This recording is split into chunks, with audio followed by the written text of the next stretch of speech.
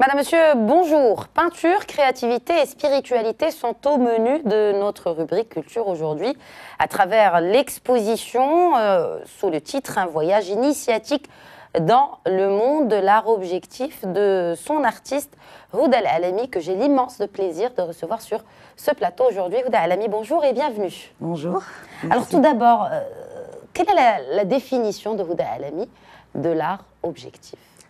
Alors l'art objectif, c'est celui vers lequel on peut tendre grâce à la méditation. Voilà. Donc en fait, ce que vous dites, c'est que c'est un art qui finalement a besoin ou en tout cas l'artiste a besoin de méditer avant de peindre ses toiles.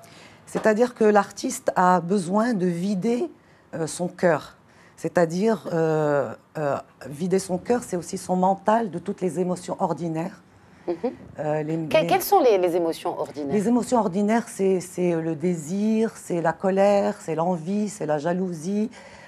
Les émotions ordinaires, c'est un excès de joie ou un excès de tristesse ou de la tristesse constamment. Voilà, c'est tout ce qui fait que l'être humain, dans la vie ordinaire, ressent. Voilà, c'est tout ce qui bouge comme ça au niveau émotionnel chez l'être humain.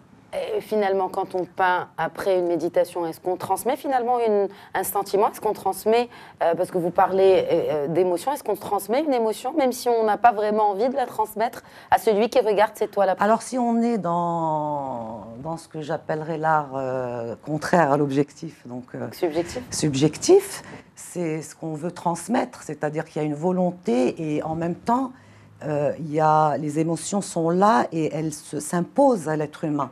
En fait, l'art objectif, la méditation, comment arriver à l'art objectif? La méditation permet de transcender ces émotions ordinaires, c'est-à-dire ces émotions qui font qu'on est des êtres humains, à un niveau un peu supérieur, dans le sens, pas devenir des super-hommes, mais de ne pas être guidé par nos émotions, de maîtriser nos émotions.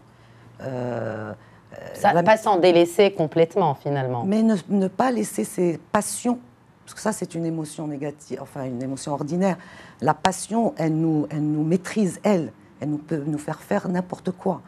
Alors que dans la méditation, ou la prière, on apprend à maîtriser ses émotions.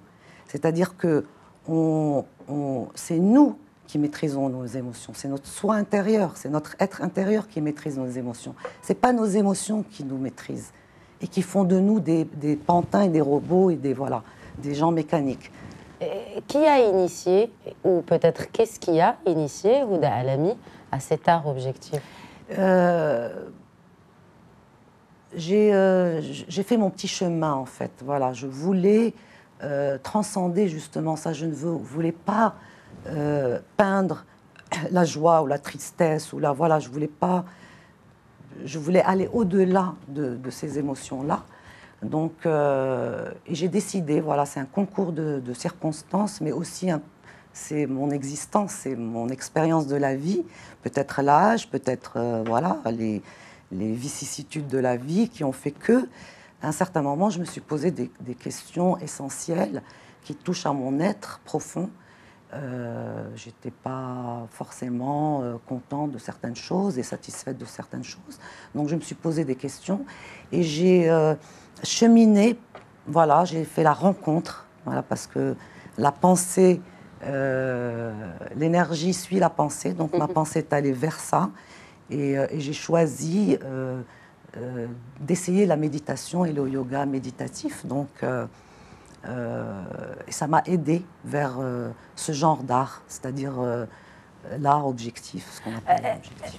Vous parlez beaucoup d'éveil de conscience, de don de soi aussi, parce que vous donnez un peu de votre personne quand vous peignez.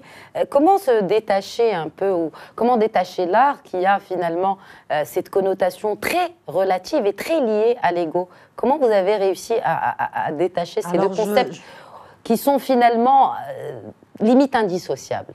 De l'ego et de l'art, et de l'expression artistique de manière générale. Peut-être pour certains, mais en tout cas pour moi, ça ne l'était pas. Parce que moi, j'ai toujours voulu exprimer ce qu'il y avait vraiment au fond de moi.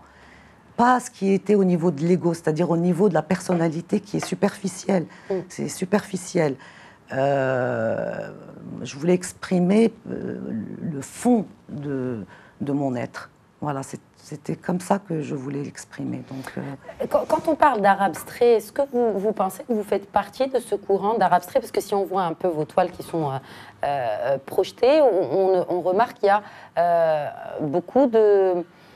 qu'il n'y a pas de forme bien particulière, mais qu'il y a un mouvement, si on peut l'appeler comme cela, de couleurs, de dualité finalement, entre deux couleurs principales et une troisième qui vient, comme la toile qui vient d'être projetée, qui vient faire son apparition là-dedans.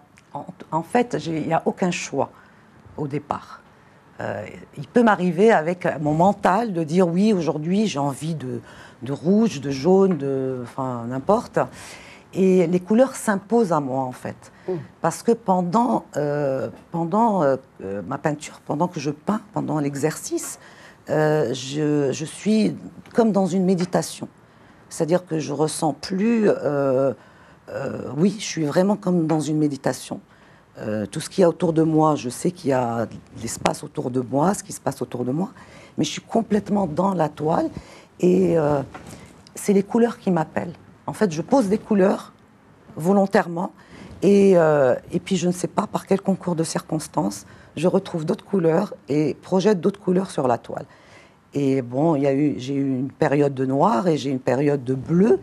J'utilise énormément le bleu et je ne comprenais pas pourquoi j'utilisais le bleu, donc j'ai un peu cherché. Pour l'abstrait, c'est pareil. L'abstrait, c'est... parce que c'était ça la question, je crois. L'abstrait, c'est une liberté totale pour moi. Voilà. J'étais dans le figuratif, j'ai appris dans le figuratif les techniques de la peinture et de l'art plastique. Pour moi, c'était important de le faire dans l'atelier, dans un atelier ici à Rabat. L'atelier Lyudmila, que je remercie, qui est actuellement au Canada. Et voilà, j'ai appris d'elle les techniques, toutes les techniques de la peinture, l'aquarelle, la peinture à l'huile, etc. Et par la suite, je me suis détachée petit à petit parce que je voulais transcender tout ça. Le figuratif ne m'apportait pas cette liberté-là. Et je suis allée vers l'abstrait.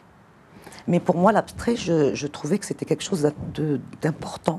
C'est pas quelque chose comme ça qu'on fait. Non, non, pour moi, c'était quelque chose de sérieux, voilà, de sacré. Il y a ces règles, finalement. De sacré. C'est pas des règles, mais je trouvais que j'allais pas aller comme ça, de prime abord, dès le départ, vers l'abstrait. L'abstrait. Vous parlez beaucoup de méditation et d'éveil de conscience et de yoga. Donc, je sais que vous pratiquez une technique de yoga assez particulière. Est-ce qu'elle se base sur des techniques sur lesquelles vous avez été initié? Si vous pouviez aussi partager avec nous. J'ai été initiée depuis 7 ans, je pratique ce yoga. Il s'appelle le yoga de Samara. Et c'est l'art de la méditation en mouvement. Donc c'est aussi une méditation. Alors quand on parle de méditation en mouvement, juste pour en savoir un peu plus, est-ce que ça veut dire qu'on médite pendant qu'on fait quelque chose dans la vie, ou qu'on bouge dans notre vie finalement? Alors l'idéal, ce qu'on ne peut pas faire tout le temps, parce que nous sommes quand même des personnes, des êtres humains qui sommes rentrés dans une sorte de mécanicité, l'habitude, on essaie d'avoir une conscience dans tout ce qu'on fait. Quand on parle, quand on mange, quand on regarde les personnes, quand on salue les personnes, quand on dort, si on pouvait avoir une conscience de toutes ces choses de la vie toute la journée, c'est ce qu'on appelle la pleine conscience, c'est-à-dire on est conscient de tout. Et ça, c'est merveilleux, quoi. Parce qu'on vit vraiment. Et il faut juste rappeler que, justement, cet art et cette philosophie de Houda El Alami, vous pouvez la retrouver à son exposition qui commence donc le 12 avril et qui se tiendra jusqu'au 3 mai à l'espace d'exposition de la Fondation Mohamed VI à Rabat. Oui, que j'aimerais remercier d'ailleurs très chaleureusement, remercier l'équipe qui m'a aidée à installer et les remercier surtout ce que j'ai ressenti en tant qu'artiste, cette liberté. Et rien n'a été imposé, rien n'a été... Et ça, vraiment, je les remercie pour ça. Il y a une grande liberté, les artistes exposent avec une très grande liberté. Et pour ça, je les remercie vraiment, chaleureusement. Et moi, je vous remercie pour ce mini-voyage initiatique vers ce concept d'art objectif. Merci beaucoup, Merci. Merci à nos chers téléspectateurs de nous avoir suivi. L'info, bien sûr, continue sur Médien TV Afrique et aussi sur notre site medientv.com.